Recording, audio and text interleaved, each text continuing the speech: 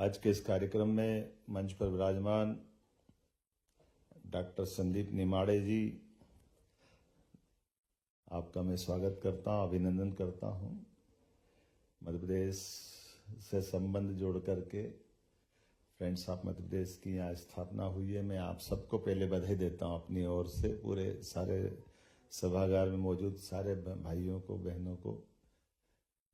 कुछ कारण है जिस पे मैं थोड़ी विस्तार से बाद में करूँगा। पहले हमारे प्रबंध निदेशक कोविड टेक्नोलॉजीज रोहित गंगवार जी, हमारे एससीएस राजेश राजोरा जी, SCS Sanjay Dubey ji, Raghavendra Singh ji PS, Shatrughan Sinha ji Germany के काउंसलेट जनरल, आप हमारे चंद्रमौली जी जो इस व्यवस्था में हमारे लिए क्या कमिश्नर की भूमिका में है? Managing director. मैं ये सोच रहा था कि अगर आज मैं यहाँ बात करूँगा तो उसका सिलसिला या अभी आपने शुरुआत की तो बात कहाँ से शुरू करना चाहिए, मैं आज के इस दौर में इसका तालमेल बनाने का प्रयास कर रहा हूँ। कहीं आपने भारत माता की जय करते हुए हमारे अपने भारत माता का पुष्पांजलि करवाई, आपने तिरंगा दिखाया, और ये जो हमारी अपनी यहाँ की 2 लाख से ज़्यादा भारतीय मूलों के आधार पर जर्मनी का एक हिस्सा बन गए हम सब लोग, तो वो भारतीय संस्कृति के साथ आपके जो अंदर के भाव है उसका ये इन सारी चीज़ों से मैं तालमेल जोड़ने का प्रयास कर रहा था कि ये क्या हो सकता है, क्या कारण है। जैसे मेरे मन में आ रहा था कि आपने भी भारतीय झंडा देखा होगा और भारतीय झंडे में बीच में एक चक्र बना रहता है। थोड़ा बात कर ले, चलेगा ना? अच्छा लगेगा? तो ये जो चक्र बना है, इस चक्र की क्या विशेषता है? ये चक्र कहाँ से आया और इस चक्र में है तो उसकी कलियां कितनी है, वो अगर अंदर उसकी कुछ गिनती विनती है क्या? तो 24 ही क्यों है, 23 क्यों नहीं है, 25 क्यों नहीं है? ये भी तो कारण हो सकता है, कोई तो कारण होगा क्या?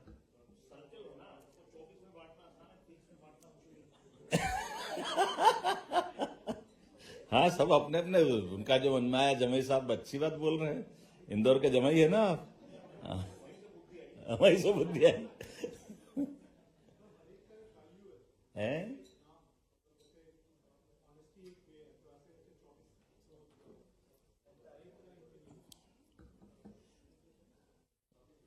अब देखो, मैंने एक विषय डाल दिया तो कितना ध्यान गया। अभी आपने में से ये विषय नहीं डालते तो ध्यान जाता है क्या?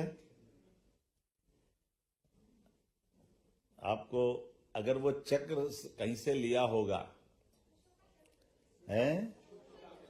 देखो, आपको क्लू दिया तो वहां पहुंच गए ना आप। अब जब मैंने वो बात कही है तो हमको चक्र से निकल करके अशोका के चिन्ह पे भी जाना पड़ेगा। तो अशोका के चिन्ह की क्या बात है? पहले तो ये चक्र की बात करके बता देता हूं कि चक्र का मतलब 24 घंटा, अहरनिश हमारा जीवन, आपका जीवन, आप ये मान के चलो इस चराचर जगत में सब कुछ घूम रहा है, सबकी समय है, सबकी सीमा है, सबकी अवस्था है, कोई नहीं रुक रहा है। आप अपने छोटे से छोटे कण में, आप साइंस के विद्यार्थी होंगे तो इलेक्ट्रॉन, प्रोटॉन, न्यूट्रॉन वो अपनी जगह घूम रहे हैं, समय लगातार घूम रहा, कोई नहीं रुक रहा है। चंद्रमा पृथ्वी की कक्षा के चक्कर लगा रहा है, पृथ्वी सूर्य के चक्कर लगा रही है, सूर्य सौरमंडल से अपने गैलेक्सी पे वहां चक्कर लगा रहा है, कौन रुक रहा है? और हम सब की उम्र हो सकती है, लेकिन ये चराचर जगत के साथ अंततः कोई नहीं, सब सूर्य की भी उम्र हो रही है। कौन कौन की उम्र बताएं?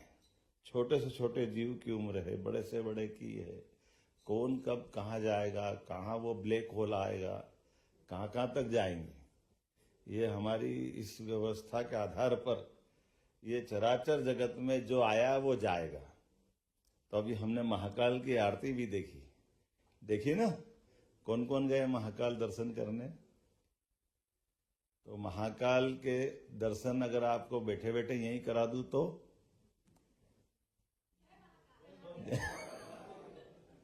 कैसे कराएंगे?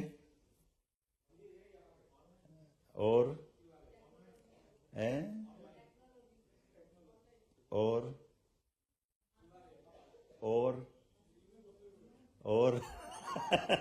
अब इसका मैं कुछ नहीं कर सकता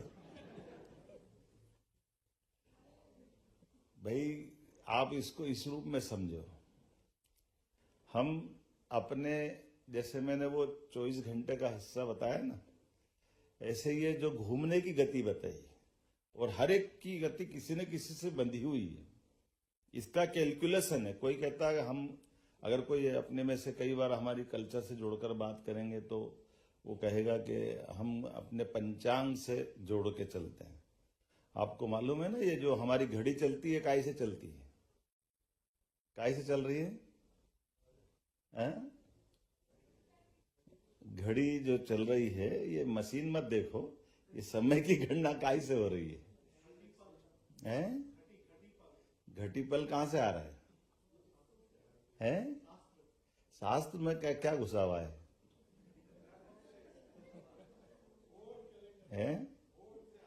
ओम में क्या है? अरे वो तो सब निकालते जाओ आप, जो जो चाहिए। अब मैं जर्मनी में बैठ के बात कर रहा हूं तो ओम से बाहर आना पड़ेगा आपको। यहाँ हमारे लिए जिज्ञासु भी और विज्ञानी भी। मैं आपको थोड़ा मदद कर देता हूं। हम सूर्य की परिक्रमा कर रहे हैं पृथ्वी से, तो पृथ्वी से सूर्य की परिक्रमा करने में जो 365 दिन के ऊपर हमारा समय लगेगा, उसकी कैलकुलेशन से हम घड़ी का समय निकाल रहे हैं। ऐसे ही है ना? गलत तो नहीं बोल रहा हूं? यही है ना? हम अगर ये इसमें 365 दिन लग रहे हैं, हम शुक्र पे जाएंगे तो 245 दिन में परिक्रमा हो जाएगी, वो और नजदीक है। शनि पे जाएंगे तो 29 साल 6 महीने से ज्यादा समय लगेगा, तो वो और लंबा है। ऐसे अपना अपना सबका समय का हिसाब है ना ये। तो ये समय का, अब मैंने जो बात कही उसी में उत्तर मिल जाएगा। महाकाल की नगरी मतलब काल की नगरी, और काल की नगरी मतलब समय की बात। काल के देवता मतलब समय का देवता, और समय के देवता मतलब हम सबका समय नियत है। तो आपका सबका समय अभी नियत है कि नहीं है? तो ये अपन आप अपने ही महाकाल मिल गए कि नहीं मिल गया आपको? आप कहां ढूंढ रहे हो उनको? उज्जैन जाकर। सबका समय नियत है, और इसलिए इस समय के आधार पर हम सब अपनी अपनी प्रतिभा, योग्यता, भाग्य, अब ये कई सारे प्रकार से लोग देखते, अपनी संस्कृति को समझने में अंतर कर देते। वो कह देते कि हमने हमारे पुरुषार्थ से करा, हमने हमारी मेहनत से करा, हमारी जान लगा दी तो हमने पा लिया। तो कोई बात तो थोड़ी बात तक तो सही भी है कि उनने मेहनत की, आपने मेहनत की, जिसने भी पाया। लेकिन खाली मेहनत से ही पा लिया क्या? तो खाली मेहनत से नहीं मिलता है। मेहनत के साथ क्या चाहिए? जैसे आपका लाकर में रखा हुआ धन आपका ही धन रहता है। एक चाबी आप लेके जाते, लेकिन एक चाबी से लाकर खुलता है क्या? तो वो जब तक मैनेजर दूसरी चाबी नहीं लगाता है तब तक नहीं खुलेगा। तो ये आपका भाग्य ऊपर से और आपका पुरुषार्थ, दोनों चाबी लगेगी तो ही तो लाकर खुलेगा। माल भले ही आपका है। आई समझ में? तो हमारे अपने हक के ऊपर भी परमात्मा का अगर यश नहीं है, उनका आशीर्वाद नहीं है, तो हो सकता है क्या? तो हमारे अपने हाथ में परमात्मा ने यश दिया। आप मध्य प्रदेश से चलकर जर्मनी तक आए, अपने समय को संभाला, अपनी योग्यता के आधार पर उस परमात्मा को भी धन्यवाद दो जहां से आपका जन्म होकर यहाँ आए। और ये अपनी संस्कृति की विशेषता है। इसलिए मैं अशोक चक्र तक ले जाता हूं आपको, अशोक चिन्ह तक ले जाता हूं। अशोक चिन्ह को जब आप देखोगे तो चक्र भी है और उस पे कोई दो पशु दिखते हैं। किसको किसको ध्यान में आता है? क्या दिखता है? और है ना, इनकी क्या विशेषता है? अशोका स्तंभ से तो लिए ही है, लेकिन अशोका स्तंभ पे क्यों है?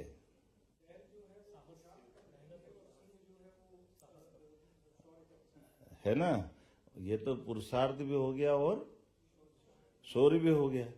लेकिन इनके पीछे और एक बात है कि हमारे यहाँ समानता का अवसर दे रहे हैं इस प्रकृति में।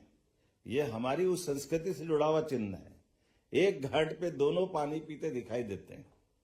ये जो परमात्मा की लीला है, आपको सबको ध्यान में होगा, मध्य प्रदेश में टाइगर बहुत है ना।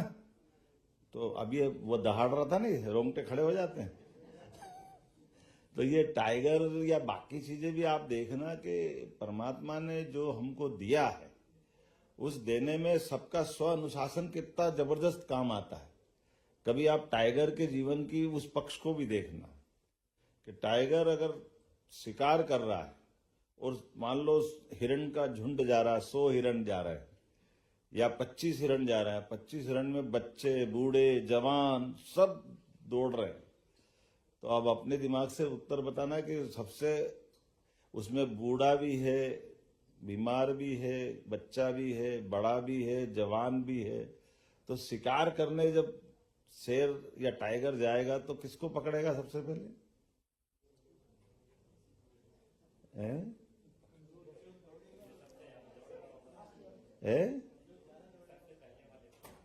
पहले वाला बूढ़ा है तो सबसे कमजोर को पकड़ा। और ये बड़ा संकट वाला है। खोल के बताओ, हमको मालूम नहीं आपने मन कहां जोड़ा है।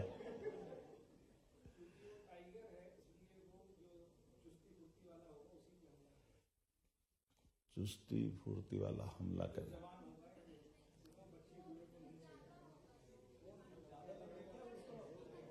क्या क्या हाथ जरा खड़ा करके बता, पता ही नहीं चल रहा है? जो शिकार मोटा ताजा होगा। अब है क्या? धीरे भी चलेगा? आपने दोनों बात कर दी। दिन और रात एक साथ हो सकता है क्या? या तो पहले वाला उत्तर सही या बाद वाला सही? अब डाउट में होगा आप। अरे भाई देखो, बहुत सरल बात है। शिकार जब टाइगर करेगा तो उसमें बीमार, बच्चा सब है, लेकिन वो अपनी निगाह में सबसे स्वस्थ को देखेगा। क्योंकि आप आपकी थाली में सबसे अच्छा भोजन खाओगे कि चाय जैसा खा लोगे? जो अब उसका तो भोजन है ना वो। तो बीमार में क्या मिलेगा, बूढ़े में क्या मिलेगा? तो वो अपने पुरुषार्थ से सबसे अच्छा हासिल करेगा ना। तो ये अपने उसकी मानसिकता रहेगी। तो आप हम में से इन भाव को जो एक घाट पे दोनों को दिखाए, तो उस भाव के पीछे जो हमारी दृष्टि है वो जीवन दृष्टि है। उस जीवन दृष्टि में लेकिन उससे सीखने वाली बात यह है कि शेर ने, टाइगर ने कोई शिकार करा, सबसे स्वस्थ भी करा, पर जब तक वो 2-4 दिन 5 दिन में उसको खत्म नहीं करेगा, वो दूसरा शिकार नहीं करता, उसी को अपना भोजन बनाता रहेगा। और भोजन बनाने के बाद वो फिर 2-3 दिन भूखा भी रहेगा। ऐसा नहीं कि वो बार बार ढेर लगे तो रोज मार रहा 10, 20, 25 ऐसे। उसकी भी सीमा मर्यादा है। ये मैं सब आपको इसलिए बताता जा रहा हूं कि ये हमारी संस्कृति में एक एक प्रतीक चिन्ह उनके अपने कोई न कोई ऐतिहासिक कारणों से जोड़े गए। तो हमारे जीवन में हमारी संस्कृति की विशेषता है। जब हम आज अपने देश से चल करके बाहर आते हैं तो हमारे बीच में उन संस्कारों की वो लंबी परंपरा भी आती है, उन विचारों की वो श्रृंखला भी आती है, वो संस्कृति भी आती है, जिसके कारण से हम दुनिया में सबसे अलग करके जाने जाते हैं। इसीलिए हमारे देश का अतीत काल किसी देश के ऊपर कब्जा करने वाला नहीं, किसी देश के लोगों को बुरा करने वाला नहीं, किसी देश का नुकसान करने वाला नहीं। हम दूध में चीनी की तरह मिल जाने वाले लोग हैं। हमारी विशेषता है कि हम उस हालात में तुरंत ढाल लेते, जिन हालातों से हमको भले ही हलाकान हुए, हम परेशान हुए, लेकिन परेशानी में भी आनंद ढूंढ लेते हैं। इसलिए हमारी जो संस्कृति, सनातन संस्कृति, ये ज्ञान बांटने वाली संस्कृति है, ये मनुष्यता के आधार पर जीवन जीने वाली संस्कृति, और इस संस्कृति की विशेषता के बलबूते पर इसीलिए दुनिया के कई सारे देश होंगे जो अपनी ताकत बढ़ाते तो वो किसी पे कोई कब्जा करने जाएगा, किसी का कोई और भाव होगा, लेकिन भारतीय लोग का मन में कभी भारत का कोई इतिहास ही नहीं कि किसी पे वो आक्रमण करने गए। वो सबके साथ रहने में आनंद महसूस करते हैं और इसी आधार पर अपनी हर जगह सम्मान भी पाते हैं। इसलिए भारत के लोगों ने जब आगे बढ़े होंगे और आगे बढ़े तो वो ज्ञान परंपरा में विश्वविद्यालय खोलने में आगे बढ़े। इसलिए तक्षशिला, नालंदा, वो ज्ञान बांटते हैं। और मैं जर्मनी में इसलिए बात इसलिए कर रहा हूं कि जर्मनी की विशेषता है ये कि ये हमारे उस ज्ञान परंपरा का ध्वजवाहक है। जर्मनी के लोग, जर्मनी का देश हमारे लिए सौभाग्यशाली है जो अपनी संस्कृति से भी जुड़ता है, ज्ञान से भी जुड़ता है, अच्छाई और सच्चाई से भी जुड़ता है और एक निष्ठ होकर के अपने अंदर के भाव को भी जिंदा रखता है। मैं आज के इस अवसर पर, चूंकि आपने यहाँ फ्रेंड्स ऑफ एमपी का अपना एक बैनर से अपना ये समूह बनाया है, तो यद्यपि मैं मध्य प्रदेश से आता हूं लेकिन मैंने पूरे देश की बात का निचोड़ निकाल के बात कही। पूरा देश का दिल क्या है ना? मोदी भी है हमारे अपने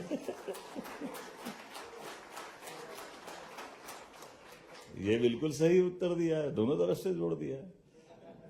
तो ये अपने दुनिया का सबसे बड़ा लोकतंत्र, और उस लोकतंत्र की अच्छी सबसे खूबसूरत बात, इतने प्रकार के सारे झंझटें हैं, राजनीतिक क्षेत्र की परेशानियां हैं, लेकिन 60 साल बाद भी इतने बड़े विविधता वाले देश में तीसरी बार किसी को मौका मिला तो मोदी जी को मिला। ये हमारा सौभाग्य।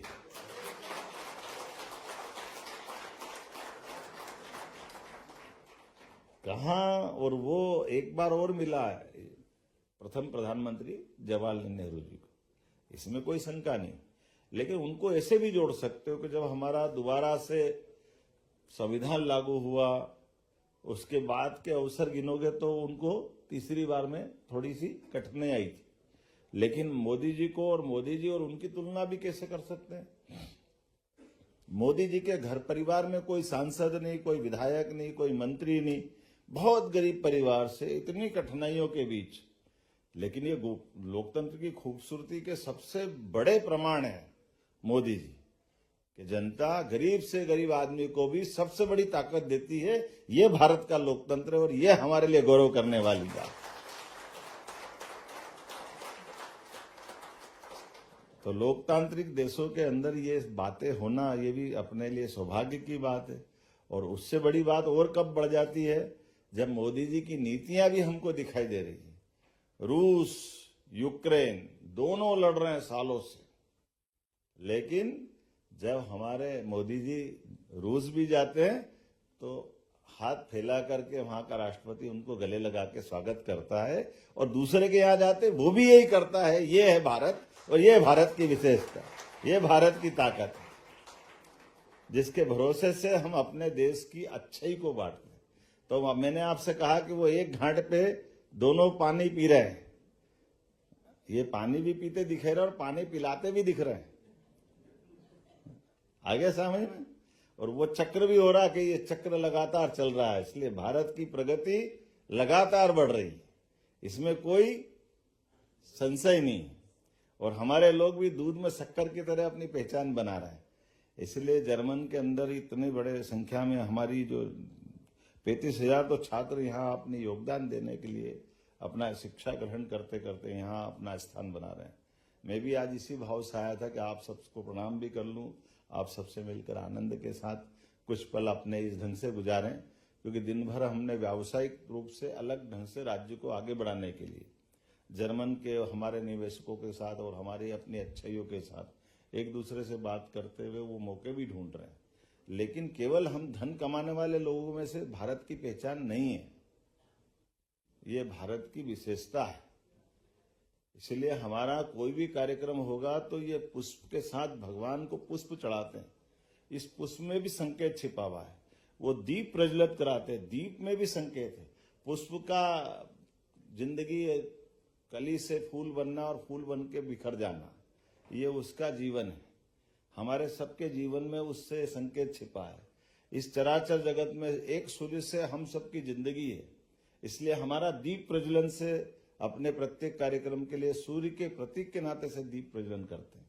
ये हमारी संस्कृति, जिसके भरोसे से हमारा सबका जीवन जो चराचर जगत के नाम पर जिनके लिए है, उनके नाम पे समर्पित होना चाहिए।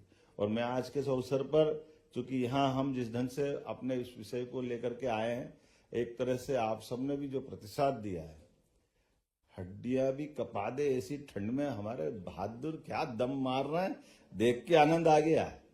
ऐसा लगता ही नहीं कि यहाँ हम कभी भारत में कभी कल्पना कर सकते हैं। मध्य प्रदेश में बरसात में भी कभी 2 दिन बादल से सूर्य देवता के दर्शन नहीं हो तो नींद नहीं आती। ये कौन सा काम, कहाँ आ गए अपन।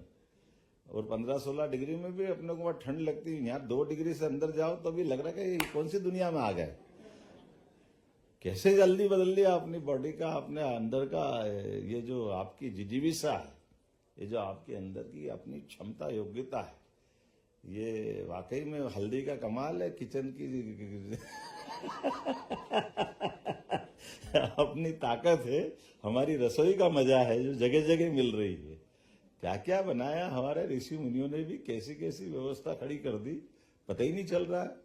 हल्दी क्यों डलती है हमको मालूम पड़ रही है, हल्दी इसलिए डलती है। हल्दी का भी जोरदार संयोग है। हल्दी डलती है सब्जी में और हल्दी लगती शरीर पे। हल्दी का असर 2 ही जगह दिखता है। एक बार परिवार का संस्कार हुआ तो हमारे विवाह संस्कार का, जीवन भर का साथ रहने का ये जो अपना संस्कार है परमात्मा की दया से। और मैं आज के इस अवसर पर, वैसे तो मैं समझ नहीं पा रहा हूँ कि मेरे को क्या बोलना चाहिए, लेकिन जो मेरे को मन में आया मैं लगातार आपके बीच में बोल रहा हूँ। बोलने में बस आपको 2 ही बात और कह रहा हूँ कि जो हमारे अपने अच्छे लेकर के हम यहाँ आए, जो विश्वास इस देश के लोग कर रहे हैं, उस विश्वास को भी आप बनाए रखें। उस विश्वास को कभी नहीं तोड़े अपने कोई काम और कोई कदम से भी। लेकिन एक बात और भी है कि समय सबका नियत है, इसलिए यहाँ भी आगे बढ़े और जड़ों को भी मत भूलें, वहां भी बढ़ाने का मौका ढूंढे। जो जो काम मिल जाए, जैसे जैसे मिल जाए, मध्य प्रदेश भी आपको बुलाता है। इसलिए माननीय मोदी जी ने जो कहा कि चलो भारत की ओर, तो वो भारत की ओर नहीं बुला रहा है, वो भारत की संस्कृति से आपको जोड़ रहे हैं। और परमात्मा करे आप इतने सामर्थ्यशाली हो कि अपने सभी प्रकार के कामों को अपनी क्षमता, योग्यता, भावना, पुरुषार्थ, प्रारब्ध सब में सफल होकर के मध्य प्रदेश के अंदर भी सभी सेक्टर में अब कितने अच्छे प्रकार के हमारा प्रेजेंटेशन हुआ। मैं आज उसको दोहराना नहीं चाहूंगा। ये हमारे संजय दुबे जी आईटी का जब बताते हैं तो देसी गणित से इतना बढ़िया बताते हैं। आप 100 रुपए लगाओ तो 40 रुपए आपको वैसी सरकार लौटा रही है। अब ये देखो, पहले दिन धंधा करो तो इतना बढ़िया कौन सा धंधा है। आपने अगर कहा कि 40 रुपया तो आपको पहले दिन मिल गया, मुझे नहीं मालूम कि यहाँ जल्दी मिलता होगा, लेकिन वहां की गारंटी दे रहा हूं। इसी प्रकार से इन्होंने कहा कि इंडस्ट्री में आओ तो आप 100 करोड़ का कन्वोकेशन लाओ तो उसमें भी 40 करोड़ की सब्सिडी मिल जाती है। तो ये मध्य प्रदेश में जो बदलाव आ रहा है एनर्जी सेक्टर में, आप यहाँ भी काम कर सकते हो, वहां भी लगा सकते हो। आप इंडस्ट्री लगाओगे तो इंडस्ट्री की बिजली भी आप अपने इसमें लगा सकते हो। कहाँ कितने प्रकार। आपने हेल्थ की बात कही, आपकी जानकारी के लिए बताऊं डॉक्टर साहब, 15 साल हो गया अभी आप यहाँ पे। अब हमारे यहाँ पे 55 साल में मध्य प्रदेश में मेडिकल कॉलेज 1956 में मध्य प्रदेश बना था, लेकिन 2003-4 तक आते आते तक हमारे कुल 5 मेडिकल कॉलेज अपने पास थे। छत्तीसगढ़ अलग हो गया तो रायपुर चला गया, नहीं तो 6 थे, पर वो राज्य अलग हो गया। अरे हमारी बात तो सुनो, अभी आप ही की बात बढ़ा रहा हूं। लेकिन अभी आपकी जानकारी के लिए बता, ये 20 साल में जब से हमारी सरकार 1-1.25 साल अपनी नहीं रही, तो इस 20 साल में आज की स्थिति में 17 मेडिकल कॉलेज सरकारी और 13 medical college private, 30 medical college चल रहे हैं। ये अपनी सरकार का ये काम है। और अभी ताली आधी बजी है, आधी और बाकी है। ये हमने इस पूरे घटनाक्रम को फिलअप करने में जो टाइम लिया, ये 20 साल पे। लेकिन अब जो हमारी नींव भर गई तो ऊपर की बिल्डिंग कैसे बनेगी, इसी 1 साल के अंदर जो हमारे पास 5 सरकारी थे, 12 हमने 20 साल में बनाए। लेकिन अभी इसी साल में हमने 12 का पीपीपी मॉडल पे टेंडर कर दिया है। एक साल में ये 12 मेडिकल कॉलेज अलग जुड़ाएंगे, तो ये अपना ये प्रोग्रेस है। ये हमारे पाइपलाइन में, अर्थात मतलब 2 साल के अंदर 50 मेडिकल कॉलेज हमारे हो जाएंगे। तो ये 2 साल के अंदर 20, बाकी आपको सब जुड़ा। और अपना कोशिश है केवल मेडिकल कॉलेज नहीं, प्रत्येक सेक्टर में हमने कहा कि हमारे जो हॉस्पिटल है 400 से बड़ी क्षमता के, और आप जैसा डिग्रीधारी कोई डॉक्टर आता है वो अपनी आर्थिक बाकी निश्चिंतता विभाग को करा दे, तो हमने कहा हमारा हॉस्पिटल आप चलाइए, इसके आधार पर आप मेडिकल कॉलेज की परमिशन लाइए, हम आपको उसकी परमिशन देते हैं ताकि आप प्रैक्टिस कराओगे। बाद में जब 3-4 साल बाद आपका मेडिकल कॉलेज बन जाए, तो जब 400 से ऊपर का हॉस्पिटल चाहिए तो आप अपना हॉस्पिटल खोल लो। 8-10 साल तक आप हॉस्पिटल चलाओ, आप चलाओ तो चलाओ, नहीं चलाओ तो वापस दे दो, हम दूसरे को मेडिकल कॉलेज खुलवा देंगे, आप अपना अलग चलाते रहना। ये इस व्यवस्था के पीछे भाव इतना ही है कि जिन हॉस्पिटल के अंदर सभी प्रकार के विशेषज्ञ डॉक्टरों की जो जरूरत होती, मैं मान के चलता हूँ मेडिकल कॉलेज खोलते ही वो सभी के विशेषज्ञ हमको लाना पड़ते हैं, तो अपने आप हर जगह वो विशेषज्ञ मिल जाएंगे। आज हमारे 2003 में जो मेडिकल सीट की संख्या थी वो केवल 500 के आसपास थी। आज की स्थिति में 30 मेडिकल कॉलेज में हमारे 580 सीट यूजी की हो गई है। ये आज का मध्य प्रदेश है। और ये 2 साल के अंदर 10,000 सीट हमारे बच्चों की होगी। 10,000 मेडिकल का डॉक्टर अपने मध्य प्रदेश से 1 साल में एडमिशन लेंगे। ये हमारा ये जो समय जो बन रहा है, जो आपने आगे कही है, ऐसे कई देशों के अंदर हमारे बच्चों की अगर वो डॉक्टर बन के आते हैं तो जर्मनी में चलेगा कि नहीं चलेगा भाई? हैं? तो आपने हमारे दक्षता के साथ लोगों को भेजना, क्योंकि हमारा, जैसे मैंने प्रारंभ में कहा कि हमारा तो भाव ही सबकी सेवा करने का है, और इससे अच्छी बात कौन सी हो सकती। और केवल ये नहीं, इसी प्रकार से सभी सेक्टर में, और यशस्वी प्रधानमंत्री ने तो और आगे बढ़ करके नई शिक्षा नीति लागू कर दी। थोड़ी सी बात उसकी बारे में बताऊंगा। आपके यहाँ से जब आप आए होंगे बीए, बीकॉम, बीएससी, इस दायरे के अंदर हम पढ़ के आए होंगे। अब हमने 2020 के बाद शिक्षा नीति में परिवर्तन करते हुए ये सारे दायरे तोड़ दिए कि बीए, बीकॉम, बीएससी के बजाय हम अपने एक बच्चा अगर एक कोर्स इसी में कर लेगा, एक कोर्स 2 साल बाद भी करेगा तो भी उसको डिग्री देंगे। दादाजी, पिताजी और पोता तीनों पढ़ने आएगा तो तीनों को एडमिशन दे देंगे, इसमें कोई मना नहीं। हमारी तरफ से पढ़ने के लिए एक साथ डबल डिग्री भी पढ़ना हो तो डबल डिग्री भी दे देंगे। सरकारी कॉलेजों के अंदर पीएम एक्सीलेंस कॉलेज में बस की सेवा से विद्यार्थी आएगा जाएगा, ये व्यवस्था भी मध्य प्रदेश सरकार ने लागू कर दी कि हमारे बच्चों को ये सुविधा क्यों नहीं मिलना चाहिए। जब मध्य प्रदेश आगे बढ़ रहा तो ये सब होना चाहिए कि नहीं होना चाहिए। लेकिन कंजूस बहुत तो हाथ वाथ बांध के बैठे, क्या मालूम ठंड ज्यादा लग रही है।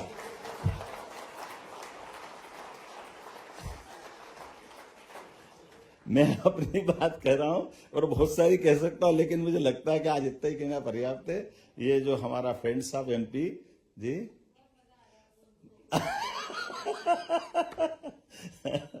अपने लोग मिल जाए तो वैसे आनंद आ जाता है। मुझे तो इस बात का आनंद है कि आप सबसे मिलकर के आपकी क्षमता योग्यता से आपने जर्मनी में अपनी विशेष एक अपनी प्रतिष्ठा बनाई। मेरी अपनी शुभकामना भी है। और मध्य प्रदेश सरकार की ओर से इन्वेस्टर समिट हम जो कर रहे हैं, आपकी जानकारी के लिए, जब से हमारी सरकार बनी है हमने कहा आमतौर पर हमारी केवल इंदौर में इन्वेस्टर समिट होती थी, बाकी देश प्रदेश में कहीं नहीं होती थी। हमने कहा कि इंदौर तो आगे बढ़ेगा, इंदौर को मुंबई दिल्ली से आगे बढ़ाना है, लेकिन बाकी राज्यों को भी इंदौर की तर्ज पे लाना है। इसलिए हर संभाग केंद्र पर हमने इन्वेस्टर समिट की। ग्वालियर में भी की है तो रीवा में भी की, जबलपुर में भी की तो सागर में भी की, इंदौर में हो रही तो उज्जैन में भी हो रही। हर जगह उस तरह से हमने फैलाया है कि हमारे यहाँ ये सारा क्षेत्र परमात्मा की विशेष कृपा से, वैसे तो पूरा देश तीनों जिस मौसम जिस पे हो, और हम तो और आगे वाले हैं। अपनी भारत की विशेषता बताओ तो कितनी सारी बताओ, बात ही खत्म नहीं होती। अपने यहाँ मौसम ठंड, गर्मी, बरसात और ऋतुएं 6 है, ये हमारा। और समय की गणना का तो इतना सूत्र ज्ञान है अपने पास कि आमतौर पर पूरी दुनिया हमारी तरफ देखती रह जाती टकटकी लगाकर। समय की गणना काय से होती है? सूर्य से होती है, कुछ लोग चंद्र से भी करते हैं, ऐसे ही है ना। लेकिन अपनी संस्कृति में और इससे आगे होती है। मालूम है? बताओ जरा। हाँ, कौन ने बोला? जरा हाथ ताली वाली बजाओ भैया। अब जब आपने नक्षत्र बोला तो नक्षत्र बताओ तो कितने हैं? 27। तो इन नक्षत्रों का कोई हिसाब है क्या?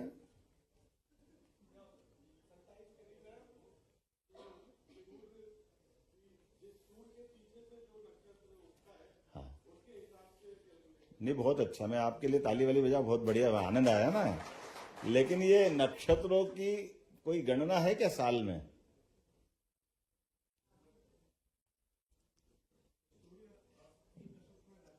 नहीं नहीं, वो तो है। मैं आपको 2-3 चीजें और बता देता हूं। ये नक्षत्र एक साल में 4 बार एक नक्षत्र आता है। तो इसलिए एक साल के अगर नक्षत्र गिनोगे तो कितने हो गए? 27 चौक 108। इसलिए हमारे साधु संतों की डिग्री भी बनती है तो वो ऐसी बनती है। एक साल जो तप करता है वो 108, और एक साल से जो ज्यादा करता है वो 1008। इसमें बीच में कुछ नहीं है। ये दो अपने उनकी डिग्री है। यूजी और पीजी दो ही रहती है ना, और क्या रहता है? और कुछ होता है क्या? तो यूजी पीजी की डिग्री संतों की भी हमारे यहाँ है परंपरा। तो उस सिस्टम से ही अपने ये नक्षत्रों की गणना होती है। लेकिन आज के इस अवसर पर इसलिए आपने ध्यान देना कि हमारे यहाँ सूर्य ग्रहण चंद्र ग्रहण निकालना है, तो हमारे वो पंचांग से, चूंकि हम सूर्य चंद्र से गिनती नहीं करते, नक्षत्रों से गिनती करते। और नक्षत्रों की गिनती के आधार पर आज से 1000 साल पहले भी सूर्य ग्रहण कब हुआ होगा 10 मिनट में पंडित जी निकाल देते हैं। और ऐसे फट से आने वाले भी 1000 साल बाद कब होगा इसका हिसाब भी बता देते हैं। अपने यहाँ ये कुंभ मेला आता है। जब कुंभ में बात करेंगे, हरिद्वार का अभी प्रयाग का जनवरी से चालू होने वाला है। तो ये कुंभ में कब कब होता कुंभ? जब हमारे बृहस्पति कुंभ राशि में आएंगे, तो और जब बृहस्पति सिंह राशि में आएंगे तो यहाँ कुंभ कहेंगे और वहां सिंहस्थ कह देंगे उज्जैन में। प्रत्येक 12 साल में आएंगे, बीच में कभी नहीं आ सकते, उनका समय नहीं है। इसलिए उस निश्चित समय के अंदर ही उनकी गिनती करना पड़ेगी। लेकिन आज आप पुनः, बहुत लंबी चौड़ी बात हो गई, मुझे एक बात खत्म करना है। आप सबको बहुत बहुत धन्यवाद। भारत माता की जय।